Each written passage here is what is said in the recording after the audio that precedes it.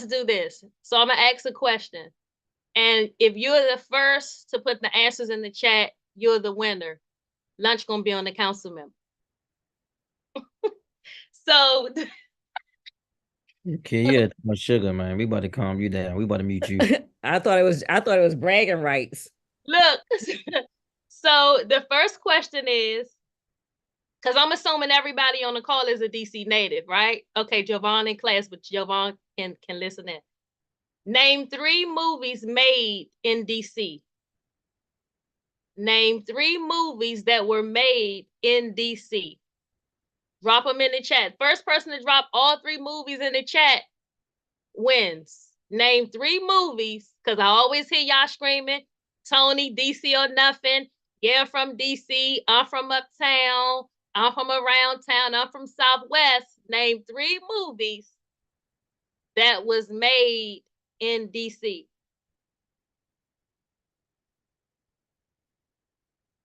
Let me check the chat and see what I got going on. I don't see nothing in there. Okay. Brother came through. DC Cab, Enemy of the State, and Wonder Woman. Okay. So, second question. Name 3 music artists that's from DC.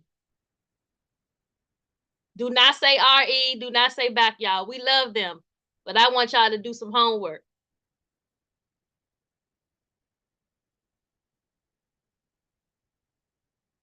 I can't find my chat. I have the answer.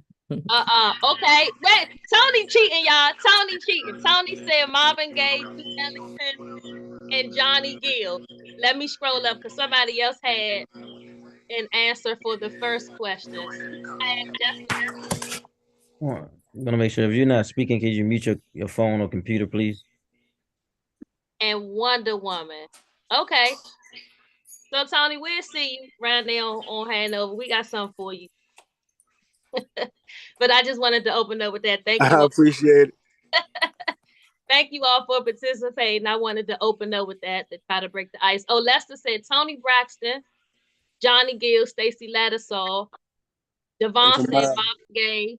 Tony getting them Jones fast as a mug. He Googling. He Googling. Nah, I ain't Googling. I'm just from here.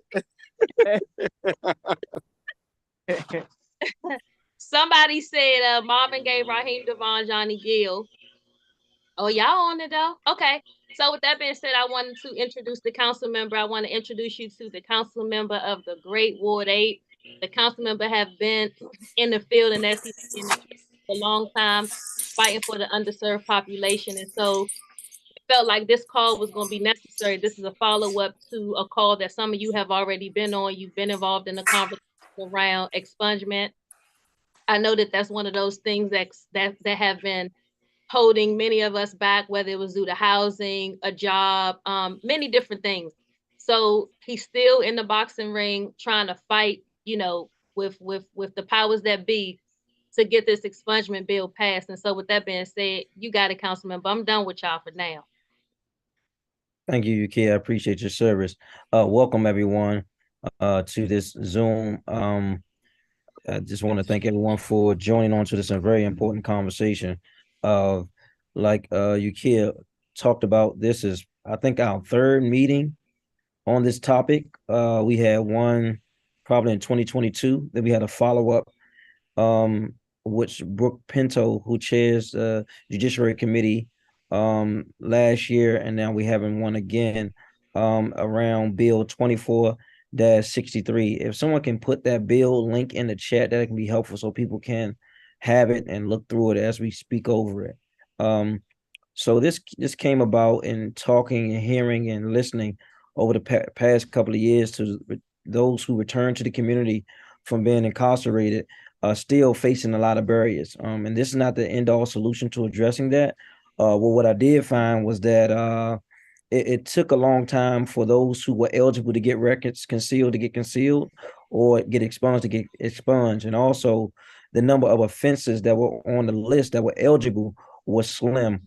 And most residents in DC who went away and came back had even drug charges or gun charges or violent offenses. And so there were very little who qualified. And you know what typically happens, people are trying to get their life on track, and because uh of these things come up on their record, it prevents them from, one, getting employment. It prevents them from getting housing. It prevents them from a number of opportunities in our community. When you paid your debts to society, and if you keep having to pay that debt over and over and over again, it prevents you from really being whole and really being able to take care of your family and be a citizen again. I think that was one of the reasons why uh, those who return to the community was now coined returning citizens for those who use that term, because it's to empower people that, you know, regardless of what happened, these individuals from our community returning, and we're seeing an influx of individuals who were incarcerated in the 70s, 80s, and some 90s coming back home with a new DC. And if you know anything about DC, DC has changed tremendously in the last 5 years, let alone 20, 30, 40 years. And so um, this is one of our efforts to right that wrong. I did want to say that I'll let Richard, who is our legislative director, speak to the particulars. But there was a lot of suggestions given by one of the groups or several groups a while back when we introduced it. We were hoping to get this bill um, as an amendment to the Secure DC Act that's out now, that will be going for a vote, to give a balance. In this new bill, the Secure DC Act, it's a lot of law enforcement, a lot of legislators, even the U.S. Attorney's Office, the Mayor's Office, and other council members gave weight to this bill, and we felt like it needed some input from those who it has and will affect the most, and that's mostly indigenous, Black, African American, natives of Washington D.C. And so we it did not get put into the bill. We've asked Councilman Pinto to join us on this platform today, which she was unavailable.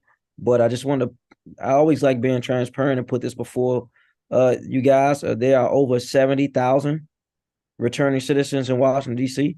that are not well organized, that are fragmented, but is a true power base in the city that, if organized, if have a serious, well thought agenda, there can be some needles moved. I sit in the Wilson building. I'm actually in the Wilson building now, and oftentimes there are different groups that come. In fact, there was a group today around that was fighting against the PLAs. For those who know what PLAs is, it's project labor agreements, and so it's probably was a group of 20 people. You care about 20 people? What you think? 20? And they walked around the building lobbying for what they need. We don't see that kind of action from the returning citizen population. So we've had some wins over the last 10 years when it comes to legislation in the district, but we can get farther with some organized agenda. And I'm just one piece of the puzzle. Most should know that any bill requires for 7 people to vote, unless it's an emergency bill. It requires 9 people to vote.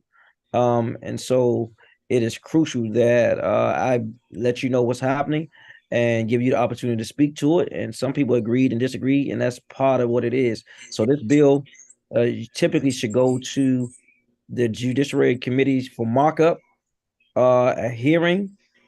I'm sorry, a hearing, then for markup, then for a vote to get it out of the committee to the committee of the whole for another vote. That has not happened. And so we want to be transparent, you know, because sometimes residents may feel there's no one's fighting for them, that nothing's happening, but the reality is they don't know the legislative process, how things get done. And I'm not on the judiciary committee, and so I want to leave that to you guys. I'll digress a little bit.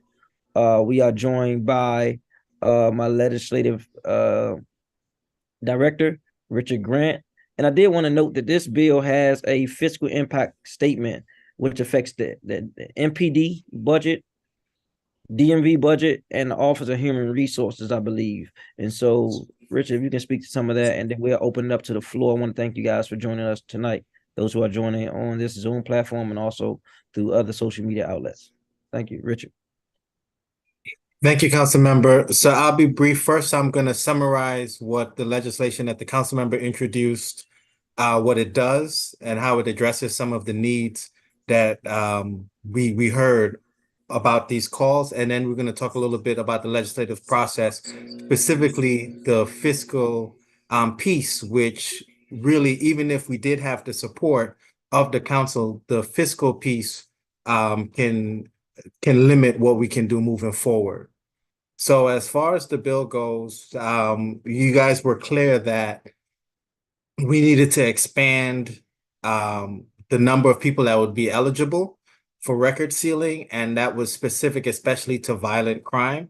So one of the things that the bill does is that it allows offenses in severity group 1, 2, and 3, which are generally murders 1 and 2 and manslaughter. It allows those people to be eligible for record sealing. Another thing that the bill addresses is that in a different way, is that it allows basically everyone to have their records sealed, except if they committed an offense against their family member, a sex crime, or abuse of of a protected adult or child, or abuse of authority.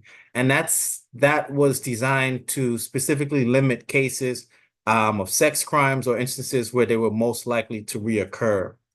And the last thing I want to talk about is that Pennsylvania already has something in place where basically elders or senior citizens who return home and don't commit crimes within a certain type of period, within a certain time frame, are basically guaranteed record sealing, which is different from from most cases in which you just get a hearing.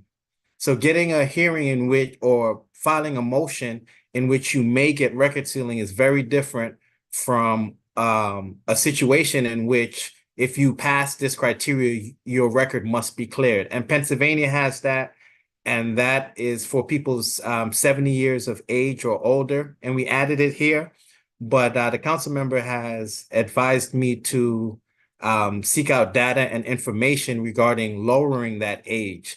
We understand that expansions in crime, especially violent crime, are generally younger persons 25 and younger. And so if you're maybe 50 years old, between 50 and 60 years old, and it's unlikely that these gentlemen will reoffend. And so we want to make it easy as possible based on data to give them an opportunity. Regarding where we are legislatively in the record sealing space, is last year the council officially made law the Second Amendment, which provides for automatic record sealing. Unfortunately, at a cost of 10.2 million, that has not 10.2 million over 4 years, that has not been funded. So we have a law that's already on the books, passed last year, which would make it automatic, so that right now, if you want to seal your record, you need a lawyer. There's no one that I've met or heard of that would be able to do everything that they needed to do in filing the documents to seal their record. So making that process automatic to where someone doesn't even have to go to the court is one of the most important things that we can do legislatively. And that's already law, but it is not funded. So that is a huge Let me get thing. clarity to that. Because if I don't want people thinking when you're saying it's already law that it already exists. If a bill is not funded, the bill then dies and we have to reintroduce the bill over again. So I wanted to give a point of clarity to that for those who may be listening. Absolutely. So to be clear, what I mean by it's law, I mean it just has like a law number. But the council member is right that it is not impacting people at all, because there has not been an allocation of funds that is going to do this. So as we prepare to go into the secure DC space, one of the things that can be done is to ask the mayor to commit to investing that 10.2 million over the 4 years to really create an automatic process, to establish that on the ground. But even if the mayor does agree to that, there still needs to, that measure didn't go far enough, because as I spoke about in the beginning, it really didn't address persons who may have committed a violent crime, and it really also didn't address the reality on the ground. So we still need to move forward with something that's more aggressive that will allow more people to access employment and housing are the issues that I hear most about in terms of why we need this. And so we're going to continue to push for that and find out. I'm having a meeting with the budget office tomorrow to see if we can get a number on what we want for expanded. But obviously that would be more than the 10.2 million that has been estimated over 4 years for what was already passed last year. So I'm available. I'm gonna put my email in the chat. I'm gonna pass it back to the council member. Feel free to email me if you have any questions. Thank you. And I did want to overemphasize that we as a council and as the government of the District of Columbia is going into budget season. So it's a prime opportunity where we want to inform people to get people activated. There are a lot of organizations represented here, which I want you to introduce yourself. If you have a organization, a part of an organization, or have the desire to start an organization, because that's where the power is in the people. And we historically had $20 billion in the DC budget, but the squeaky wheel gets the oil. So we've got a lot of stuff done in the last 4 or 5 budget cycles, but we can do a whole lot more when people are informed and know their power. So I'm gonna digress real quick. I want to hear from Tony Lewis. I know you've been a part of these conversations, and then we'll go to Eric Weaver, and then whoever else would like to speak. You can raise your hand and put your name in the chat. Hey, Councilmember, hi everybody. I appreciate it, the time. So I think this is probably the most critical issue, as we all know. When you're looking at the violent crime, particularly gun violence, 95% of the people that have died in our city and the suspects in the crimes are Black people. 88% of that being Black men. And I think what's important is that what hasn't been talked about enough is that the return to citizen population might be the most vulnerable population. When everybody's talking about, public safety, nobody talks about the fact that returning citizens are more than likely going to be the victims of whether it's robberies or homicides or non-fatal shootings. And so we have to put all of that in the bag to say people are in a certain problematic lifestyle because they're not allowed to get into 75% of our workforce. And we can't keep pointing at the extraordinary people as just saying, oh, look at him. But by the numbers, our people are suffering. Reconciling is super critical. And we have to start speaking about the return to citizen population in that way. Not people see the return to citizen population as always as potential perpetrators. We have to really, I think, tease out how important or how frequent they're victims, particularly of violent crime. And lastly, I look forward to coordinating something where we need to not only do a lobby day down at the Wilson building, but do some kind of gathering, if you will, rally or something. I think preferably in Ward 2, to just raise a sense of urgency for the chair of the judiciary on how important this is to the Black community, to Black families, and that we cannot expect a shift or pivot in our children if the men are unstable and the women are unstable economically, that have been touched by the criminal justice system. Again, I appreciate you for continuing to push this forward and convening this meeting. We're going to get this done. Thank you. Appreciate that. Mr. Lewis, Mr. Eric Weaver.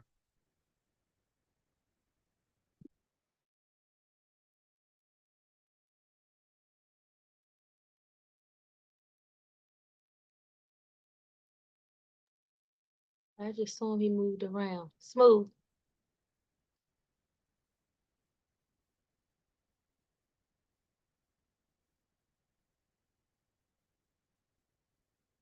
Call someone else, see him. Let's come back to Eric.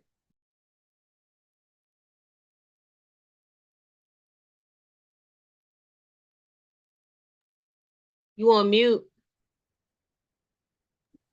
Sorry, I see we have Darrell Flood Jr. on Positive Male Alliance. If you want to speak, you can raise your hand, or I didn't know if you was just putting it in the chat. There's a lot more people joining into this platform. Hey, Councilmember White. Hey, Councilmember White, this is Daryl Flood Jr., Paulson Mill Alliance, also with Southeast Tabernacle Baptist. Thanks for having me. And if y'all need any help with any expungements or anything, just reach out, or I'll reach out to you, let you know what I got going on, okay? All right, got you. I appreciate you. Thank you. Thanks, sir. Anybody else here want to speak? And if you have an organization, please state that as well. Yes, how everybody doing? This is Derek Lewis with Meet the Violence DC. And it's a pleasure to be in the setting with you guys and today. And I just wanted to come on and support of the bill that you're pushing. And I'm definitely supporting. I think it'll be of a great benefit to anyone that experience returning back into the community and facing the challenges that most of us face with employment and other opportunities that's provided to our citizens. And any way that I can assist in regards to pushing this bill through, I have my info, but I'll also include it into the chat. Please, if you just came in, please put all of your info into the chat so we can keep in touch with you, preferably your email address and or phone number, please.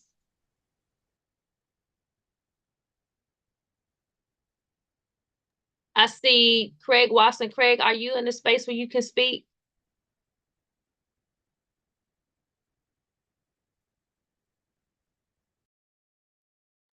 Rodney, I see Rodney. Rodney, are you in the space where you can speak?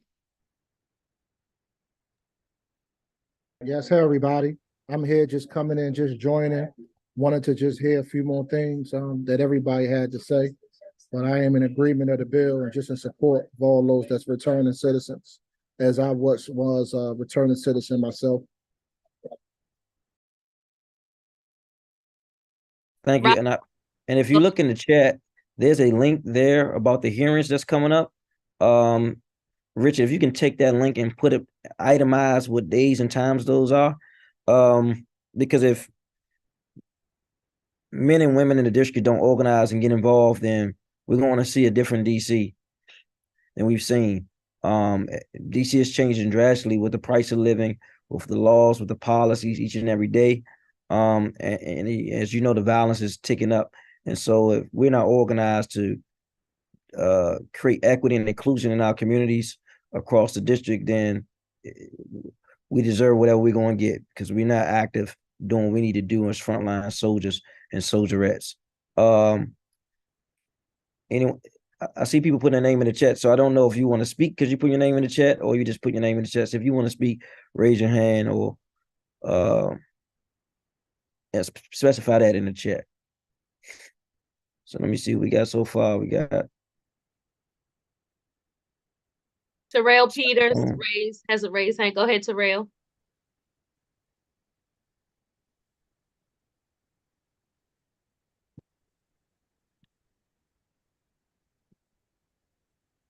Terrell, you have the floor. Peace and blessing to everyone here tonight. I'm a returning citizen myself, and currently, when I was incarcerated, I just came home December 18th, first of all, and I have just signed on to Christian Legal Aid to be a volunteer to do record sealing. So for the past week, I've been studying the law on record sealing and expungement. And from what I'm seeing is that it doesn't apply to me. You know, I had a violent crime. And a lot of returning citizens who just came home have violent crimes. So I seen that you guys were having a talk on this, and I wanted to be a part of it. And if you need my assistance in any way, I'm down for the fight. I'm willing to, aid and assist any way I can. So I just want to let you guys know that I am learning the law. So thank you so much, Mr. Peters. I appreciate that. I want you to speak to the time frame, because one of the other things that we talked about in our previous meetings was the time that you were had to be off probation or parole just to be eligible for expungement or reconciling. So, Richard, can you speak to that? Yes, I can. So in the legislation that we introduced, it let me pull it up real quick.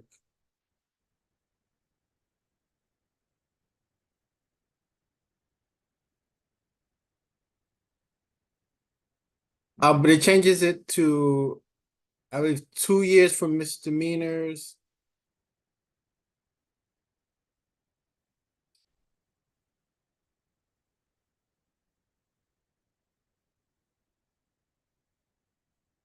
Okay.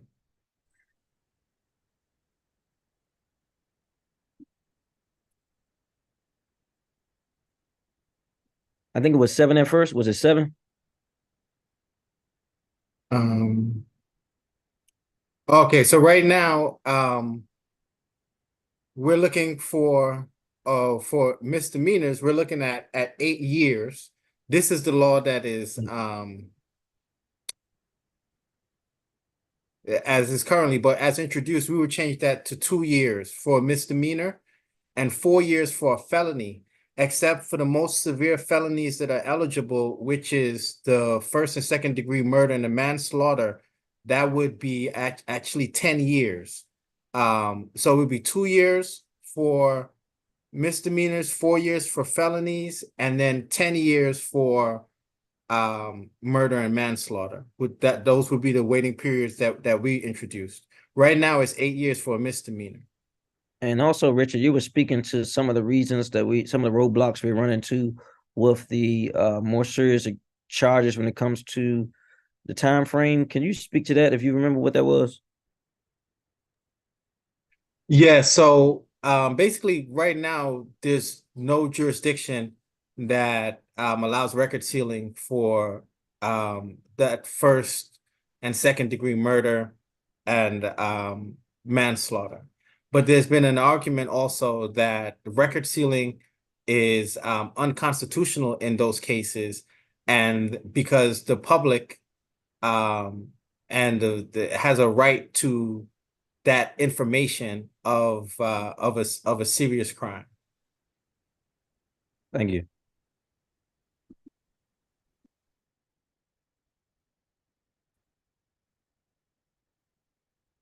Any other questions or comments? It's the first time you guys been this quiet, man. You guys must be busy doing a lot of other things, man. Normally you got a lot to talk about. Yeah, Trey, I actually do want to speak to some degree on that. Just in regards to the more serious cases, like I got myself who were convicted as a juvenile for murder, and although charged as an adult, I still face the challenges of even getting approved to go into certain government entities like DCPS and a lot of other DC entities. What I was wondering is there some push that we can make pertaining to getting our records expunged to some extent for employment, or if we were given approval by judges to say that we're no longer a threat to society, why wouldn't that fit the criteria to say that we're safe enough to work in any government building or anything like that? Does that question make any sense to you at all? It makes absolute sense. I think that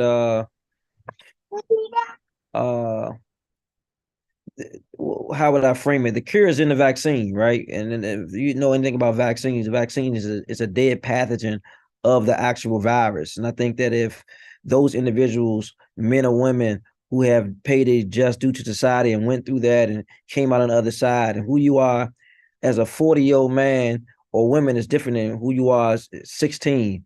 And there's a lot of value in that. And I think that DC doesn't emphasize the value you guys bring to the community. We've seen success of a lot of the guys who came home through our, which was implemented in DC, that's doing remarkable things in the district. And there's those who came home that wasn't our that's doing remarkable things. But I think that there has to be some coalition building to show what those successes and wins are. And there's those who fall through the cracks because they don't have access. We do have laws like ban the box, where an employer is supposed to hire you first unless they found out the charge that you do have it directly affects that particular job. Like you can't be a bank robber working at a bank, working as a teller at a bank. But oftentimes that is used against people than helping them. And so I actually spoke to the deputy mayor up here about this. I spoke to Mayor Bowser about this. In fact, who brought it up? We had a mayor council breakfast this week, and I want to say Councilmember Christina Henderson brought this up as well, but it was kind of alluded in the answer, and they kind of say that credible messengers are in the schools, but those who need to be in the schools, because teachers are not always equipped to deal with the community issues, the behavior issues, and just those things that come from the community that spill over into the environment of the school, where people are there to learn and teach are there to teach. And I think that'd be a great help. And when I did violence interruption work early on in my career, it was a blessing to the schools where they can focus on what they need to focus on. And we knew what was escalating, when, where, and how, because we had our ears to the street and we were integral part of the community. That's valuable to the district, and the district has to know our value and what you guys or you ladies bring to the table as regards to their presence in the school and other organizations and other government entities, not just schools. So we are trying to get that. I also spoke to Deputy Mayor Kine, as I met with him about this as well. I haven't seen the needle being moved much in the last 3 years, but we're hopefully we can get that moved. And it was kind of evasive with the answer that they gave. And I spoke about this on WPFW last week. I actually mentioned you, Durkee, on the radio, and also Cody last week. Yeah, and I definitely appreciate that. I just think, man, how you say, the needle haven't been moved in some time, and to not get things in motion and to not attack it from the perspective of, you have to ask who really cares about stopping the out of control violence in the city, and the chaos is going in the city. If you won't enable us to actually get where we need to be to do the work, right? You have, in some cases, I know a lot of the guys is probably on this call, they volunteer with my organizations on numerous occasions to help out with youth and at any capacity. So I just think there really needs to be a harder push from all parties involved. And if that push is not coming from them, I think then they need to be called out and exposed for not doing what's needed to be done to change the narrative on the direction our youth is going in. Thank you. I appreciate your perspective on that. Anyone else?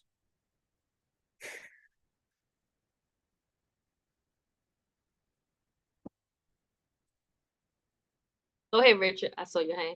Yeah, if I could jump in real quick. I mean, one thing that we have in DC that some other jurisdictions don't have is that even residents of the Department of Corrections are able to vote in DC. You have a local voice.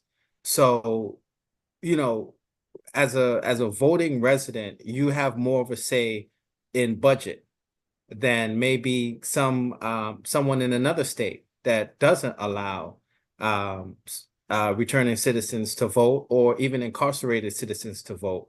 And so when when you're speaking from a position of power from that standpoint, and really it's one, there has to be the will to do it, but there also has to be the dollars to do it. And speaking, as a resident, about how dollars are allocated is extremely powerful. I mean, it's $10.2 million over 4 years, just for basically, it's mostly technology and software costs, so that information can be shared between government agencies about when to seal the records electronically.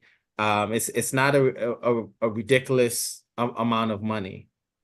And let me show you how small it is, right? If the average budget is $20 million, you multiply that times 4. $20 billion. That's $80 billion in 4 years if that's the budget. Now the budget may go up and down, but if we round it off, it may be about 80 billion. We talking about 10 million out of $80 billion. It's not a lot of money. It's not. We don't have a money problem. We have a priority problem and a willpower problem in the district. And the reality is that a lot of the young people that are running through the streets, they are connected to us in some type of way. DC, they say 6 degrees of separation. No, we got about 2 or 3 because that's somebody's nephew, son, niece, grandson, cousin. That's relatives of those who have been directly impacted by mass incarceration or have been in DC for a long time. And so that's the value and the return of citizen population in the district. But we have to be able to package that message and make that message known to the other members and also to the executive, the mayor's branch of the government as well. Anybody else before we close out? CM, I have Smooth back, and then Paul Taylor just joined. So I wanted to hear from Eric, and then I also wanted to hear from Paul Taylor. Smooth was on another call. Go ahead, Eric.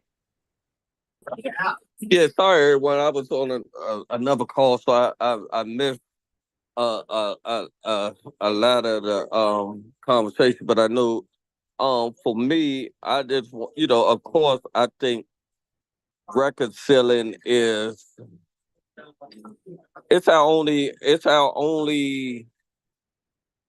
our power play. It's our only way to survive out here. I don't know if people ever seen a little meme where it's like 3 people at a baseball game or something, and it's like one person is 6 feet tall, and then it's another person that got a crate, and they standing on the crate, and then it's another person that needs 3 crates or 2 crates to see the game. Like that's us. Like we don't just need to put us even with everybody else. We need help. We need a booster seat to be able to survive out here. And like I was talking to somebody the other day, and they was talking about since Pinto and them came out with that new bill, the population over the jail has increased 30%, 31%, right?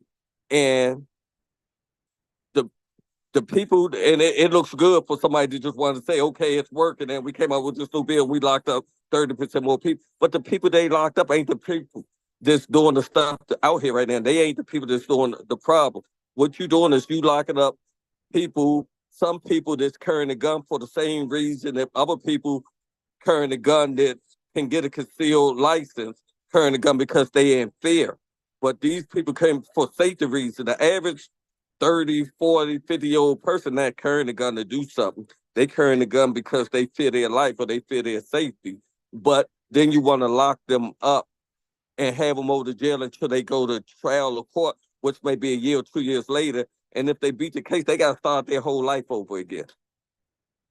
So we put in those type of situations as returned citizens where we want to be like, I feel like a second chance for us is not just letting us out the door. Like we need reconciling to be able to get a concealed weapon license. We need second chance so we can go to jobs and not be excluded because we have these offenses. Somebody like me who's been home 14 years, I still can be denied a job because of my record. So I just think, the bill that Trey introducing is outstanding. I just think like I heard Trey earlier talk about the 70,000. I think that number might be more now. Like that was the number 10 years ago when we said 70,000. We were saying that 10 years ago. And now when we just think about it's not even 70,000. Every one of those 70,000 people know at least one person that they could persuade to vote in their favor. Like whether it's your child, your girlfriend, your whoever. So we talk about like 140, maybe 200,000 votes that we can really control and monopolize and create some type of voter block for the city. And like we just got to really start doing. I'm very disappointed in Pinto's bill, that new bill. I think it's and Trey is the only person. I know I'm probably rambling. Trey is the only person that I've seen right now is having meetings or having panels discussion that's involving us. Like I seen the panel that Charles Allen did the other day, or the little thing he did. I saw some Robert White and Zachary Parker did, and when I saw the audience, it was all white people. You're like, it ain't nobody coming to us and saying, "Hey, what's the problems? How can we help? Where y'all need help at? Where the show come? What's going on the street?" So I think we really got to stand behind Trey, and I'm ready to rally for real. Like I was just waiting for this meeting with Trey, and I told Trey the other day that I'm ready to mobilize. Like we can't keep just sitting still. Thank you. That's it for me. And I see though, and the reality is, it's hard to fight for people who don't want to fight for themselves. Because it's just like this group has a narrative, that other groups that have different narratives, as well. And you know what, how the people go. These individuals who are doing these crimes are going to jail for a day or two. I seen something yesterday. It said that a guy was talking about his foster son did a carjacking and was home, and he was like, there's no way he back on the streets. And that's those, and the narrative is that when you look at the data, those same individuals are back on the street committing crimes again. So you got those narratives too. So I just want to be transparent and open on this platform of what the data reflects, and people have to make decisions based on that data. But if this population not speaking up or not organized, then history will repeat itself. I see some more hands. You care if you can direct traffic on that. Paul, you're up to speak, and then I see iPad. iPad, I'm not sure what your name is, but you had your hand raised, so you're next after Paul Taylor. Thanks, group. I want to apologize too. I'm just around here trying to save some lives. I second Irk Weaver, especially with the narrative that a lot of people in public safeties. I seen that bill myself, and I seen it from afar. And some of the things that I seen in it just don't make no sense. Because I talked to her about the lead out program that was very successful. I mean, every participant that participated in that program, they doing great work. And to see that money that was allotted for that program just go into thin air, which is almost 6 million, I know, left over for that program. And that's one of the things, the issues that I brought to her attention. Why not the DC jail not having that lead out program? Because again, a lot of brothers and sisters that's coming home that been in over 15 years, they can take advantage of that program where we actually giving them minimum wage, $16 an hour. We getting them employment. I mean, everything was in place. And all of a sudden the program dismantled.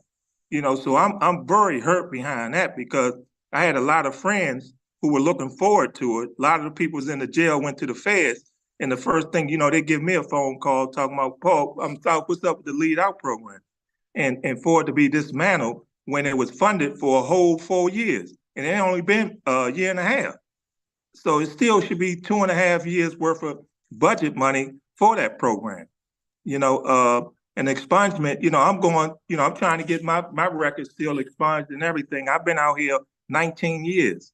And so, just being on this panel, trying to find out how can I get my record, expunged and, things so I can get some federal government contracts where I ain't got to use a secondhand person to go in there to be my lead. I can actually go in there and be the lead. So, I'm all for it, Trey.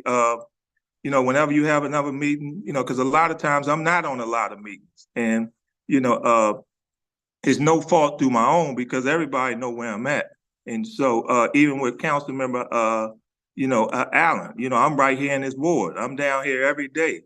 And so if he had something involved in public safety, of course I should have been in that meeting. And so you're right, Smooth. A lot of these meetings that's happening, the folks that actually should be in those meetings are not in those meetings. Thanks for letting me share. Thank you. Thank you, Paul. Go ahead, iPad and Devon Davis. Hey, how y'all doing? I'm in support of the bill too. I myself is also a returning citizen. I was one of the name, man. guys. State your name. Salim Davis Bay. Did you get it?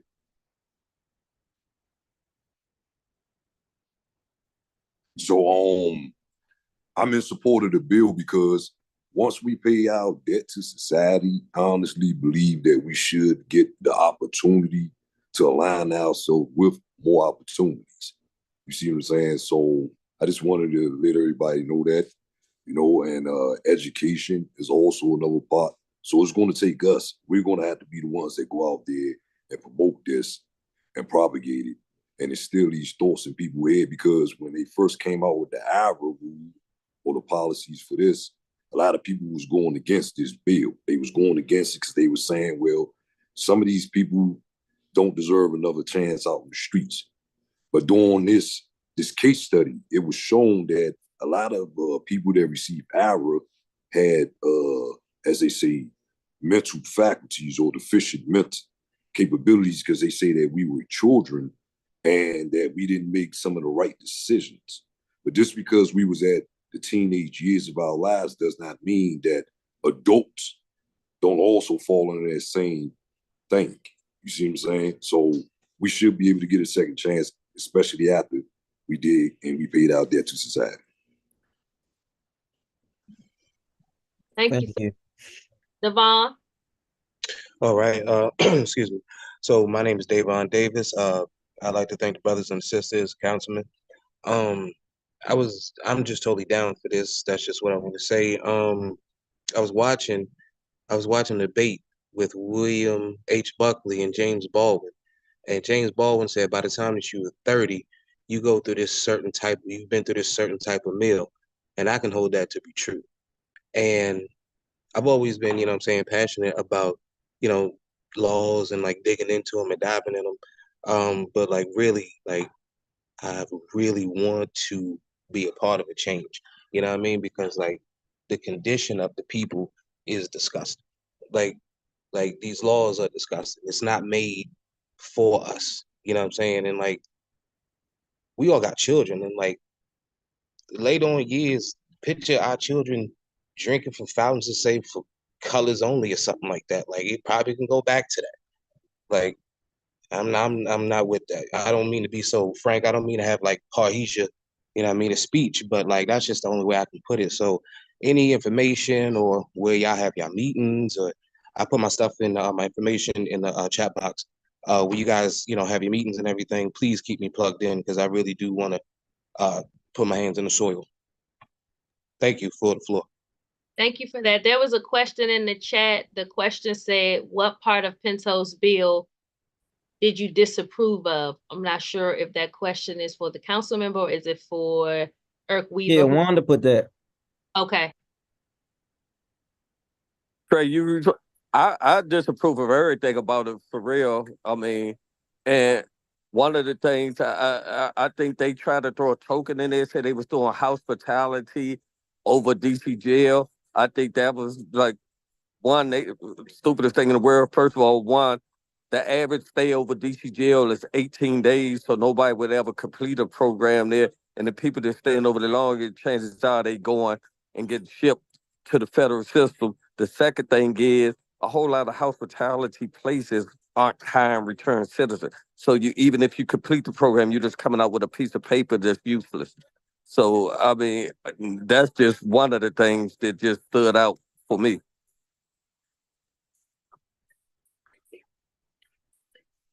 I want to say something to Smooth point earlier, even to Paul's point about the next meeting we have. I don't think, I mean, for me, I'm not hosting any more meetings, man. Like, if there's not going to be any action, this will be our third or fourth meeting about this same topic, right? And if people are not fed up and not organized, and I don't know what else people want me to do, right? We put together the bill. We even marked it up and edited it to some of the things we got from different bodies of people, but it has to be some action, man. Some upfront action. You can't be passive in any resistance or movement. You got to be aggressive and you got to be organized. And so, I'm here to provide any support I can from a legislative body. But quite frankly, it's insane to keep doing the same thing over and over again, expect a different outcome. And I can't participate in any more insanity. So anybody got anything else to add? Yeah, I do, Trey. First of all, anybody that has to donate it to Trey's campaign. Trey, hopefully you or your kid could put a link together to send everybody here to make sure they donate. And yeah, we can't put a we this is a council email, so we can't mix the two because of Hatch Act. But I appreciate that plug. But we're on the front line fighting the fight, guys. And I can't do it alone. I'm not gonna say I'm the only one on the council fighting, because there are others, but it's becoming harder for a person like a Trayon White to exist and fight for us in DC if the people are not fighting. And on the the giving and receiving of the negative stereotypes in the district, because I get it on both sides. And so there is that being said, I just want to leave it with that. Any last final comments? There was another question in the chat. Where can we find the markup version of the bill that you and your team went over? It's in the chat. If you log into the chat late, you probably missed it. So if Richard can put in the chat again, because if you log in late, you're not gonna see what was previous in the chat. We are gonna send emails out as well. We asked everyone to put your email in the chat. We have started a list of individuals, and if you know people that may not been able to make this particular call tonight, because there's probably a couple of hundred people that's not in this, at least 15 that wasn't on the last call on this particular call. And so we want to keep everybody informed of where we are. As well, if somebody can put that in the chat, you probably got to copy and paste it in your text or your notes in your phone, or if your computer, if you're using your computer, because once we log off, it's going to be gone. Richard just posted it again at 7:28.